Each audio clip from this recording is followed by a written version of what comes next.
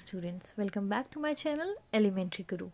आज जो हम टॉपिक डिस्कस करने जा रहे हैं वो है एक बहुत ही इमोशनल सी poem the harp of India, जो लिखी गई है हेनरी लुई विवियन डिरोजियो द्वारा। तो आज हम इस पोएम को डिस्कस भी करेंगे, एक्सप्लेन भी करेंगे, इसकी समरी भी जानेंगे और इसका एनालिसिस भी देखेंगे। तो चलिए, पोएम शुरू करने से पहले हम ऑथर के बारे में थोड़ा सा जान लेते हैं। हेनरी लुई विवियन डिरोजियो, इनका जो बर्थ हुआ था वो हुआ था 18 अप्रैल 1809 एंड डेथ हुई थी 26 दिसंबर 1831।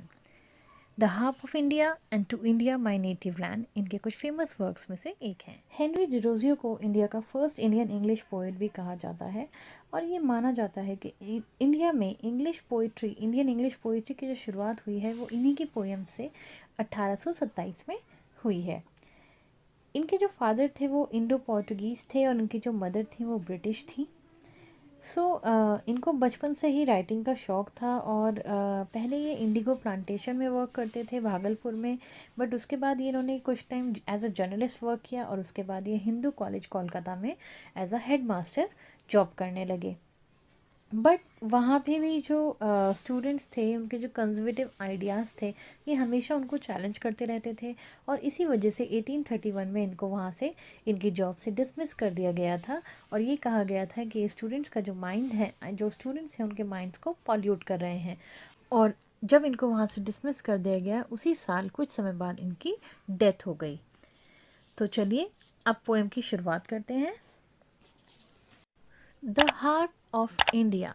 हार्प का मतलब होता है एक म्यूज़िकल इंस्ट्रूमेंट। जो देखिए, मैंने आपको दिखाने के लिए यहाँ पे लगाया हुआ है।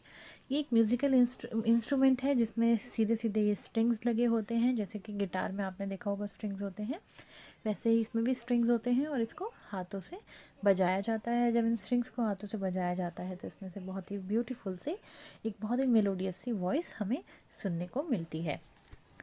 तो इस पोएम में जो है, जो नेटिव इंडियंस हैं उनको लिटरल मीनिंग में हार्प की तरह डिनोट किया गया है। हार्प के ऊपर रखकर ये पूरी पोएम पढ़ी गई है, द हार्प ऑफ इंडिया। तो चलिए शुरू करते हैं और पोएम को समझते हैं। Why hangest thou lonely on yon withered bough? यहाँ पे दाव का मतलब होता है यू, और यू यहाँ पे किसे कहा जा रहा है? यहाँ पे हार्प को यू कहा जा रहा है। और हार्प से किसको डिनोट किया जा रहा है? हार्प से उन कुछ नेटिव इंडियंस को डिनोट किया जा रहा है जिनको पोएट कह रहा है कि जो गुम हो गए हैं। अभी हम देखेंगे कि यहाँ किसकी बात हो रही है। तो यहाँ पे पोएट फर्स्ट लाइन में कहता है, हार्प की तरह उनको डिनोट करके कहता है कि यहाँ तुम अकेले एक उजड़ी हुई सूखी हुई डाली पर क्यों लटके हुए हो, बिल्कुल अकेले। Unstrung for ever must thou there remain. और तुम ऐसे ही हमेशा यहाँ पे रहोगे, कोई तुम्हें नहीं पूछेगा, सब तुम्हें भूल चुके हैं। अनस्ट्रंग फॉर एवर, तुम्हारी जो स्ट्रिंग्स हैं वो चली गई हैं, या तो वो टूट गई हैं या उन्हें तोड़ दिया गया है। So unstrung for ever must thou there remain, वो हमेशा तुम ऐसे ही अनस्ट्रंग और यहीं पे हमेशा रहोगे, कोई तुम्हें नहीं पूछेगा। Thy music once was sweet who hears it now, तुम्हारा म्यूज़िक जो एक समय पर बहुत ही अच्छा लगता था, कानों को बहुत स्वीट लगता था, अब उसे कौन सुनता है? कोई भी उसको याद नहीं करता है। यहाँ पे क्वेश्चन मार्क से डिनोट किया गया है एक सरकास्टिक वे में कि हु हियर्स इट नाउ, अब उसे कौन सुनता है? वाई डॉट the breeze sigh over thee in vain, और तुम्हारे पास आकर जो हवा है, जो ब्रीज है, जो ठंडी हवा है, वो भी आहें भरती है। साय मतलब आहें भरना, तो वो भी मतलब तुम्हारा जो म्यूज़िक है, जो हवा से जो मेलोडी तुम्हारी निकलती थी, वो भी अब नहीं हो पा रही है। जो ठंडी हवा है वो भी तुम्हारे पास आकर बेकार चली जाती है, लौट जाती है। Silence had bound thee with her fatal chain, और खामोशी ने तुमको बाउंड कर लिया है, घेर लिया है अपनी फेटल चेन से। मतलब कि तुम अब मर चुके हो, तुम्हारे अंदर कुछ भी नहीं बचा है और खामोशी तुम्हें पूरे तरीके से घेर चुकी है। Neglected, mute and desolate art दाओ, तुम अब नेग्लेक्टेड मतलब तुम पे कोई ध्यान नहीं देता, तुम्हें चुप किया जा चुका है, म्यूट किया जा चुका है। और तुम्हारा जो आर्ट है, जो तुम्हारी कला थी, वो अब डेजोलेट हो गई है, ख़त्म हो रही है, धुंधली हो रही है।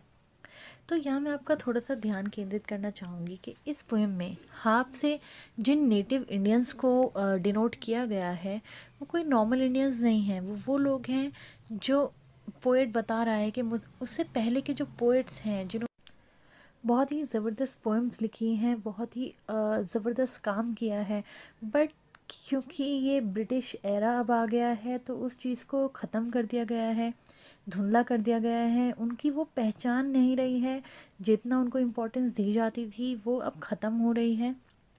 Like a ruined monument on desert plain. So यहाँ पे पोइट कह रहे हैं कि तुम बिल्कुल नेग्लेक्ट, तो तुम्हें भूल चुके हैं, नेग्लेक्ट कर दिया गया है, अनदेखा कर दिया गया है, तुम्हें चुप कर दिया गया है और तुम अब ख़त्म हो रहे हो। कैसे? एक पुराने खंडर की तरह, एक ऐसा पुराना खंडर जो रेगिस्तान में कहीं गुम हो रहा है, उसकी तरह तुम अब ख़त्म हो रहे हो। तो यहाँ पे जो फर्स्ट पार्ट है पोएम का वो ख़त्म होता है। ये एक सोनेट है जिसमें 14 लाइंस हैं, जिसमें फर्स्ट 7 लाइंस हैं जिसमें सॉरो, सैड, ग्रीफ की बात की गई है, और जो नेक्स्ट 7 लाइंस हैं वो दिखाती हैं होप को, कि पोएट को उम्मीद है कि चीज़ें बदलेंगी। तो चलिए सेकंड पार्ट को समझते हैं। ओ मैनी अ हैंड मोर वर्दी फार देन माइन।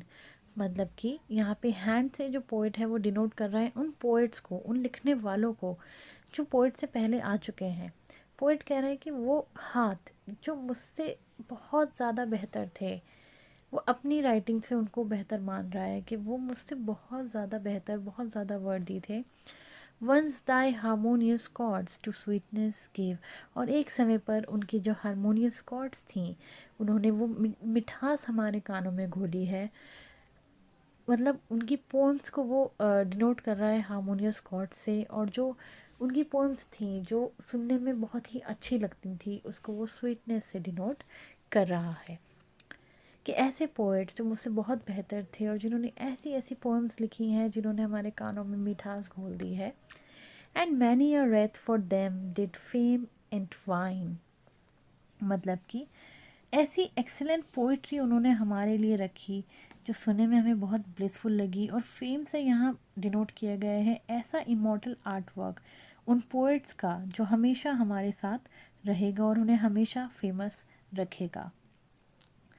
फेम से मतलब इन्होंने ऐसा कि उन्होंने जो लिखा है वो कभी ना ख़त्म होने वाला है, जो हमेशा हमारे साथ रहने वाला है। जैसे कि flowers still blooming on the minstrel's grave.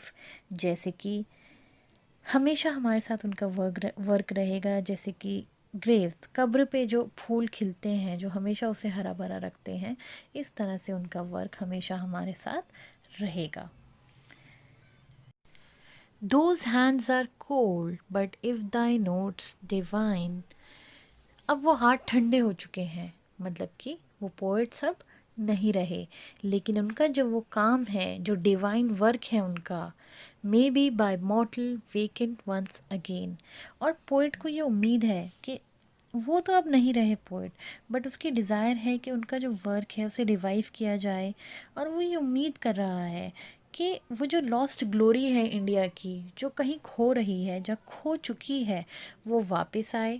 Harp of my country let me strike the strain. और उसे ऐसी उम्मीद है कि वो ला पाएगा, उस वर्क को वो रिवाइव कर पाएगा जो कहीं खो गया है, जो डिवाइन वर्क है, जो खोना नहीं चाहिए, जो बहुत ही प्रेशियस है इंडिया के लिए। उसको स्ट्राइक करना ज़रूरी है, उसको वापस लाना ज़रूरी है, और उसे उम्मीद है कि वो उसको वापस ला पाएगा।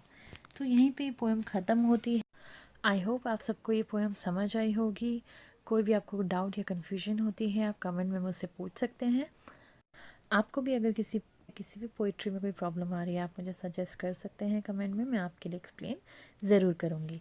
सो तब तक के लिए goodbye, have a good day, take care.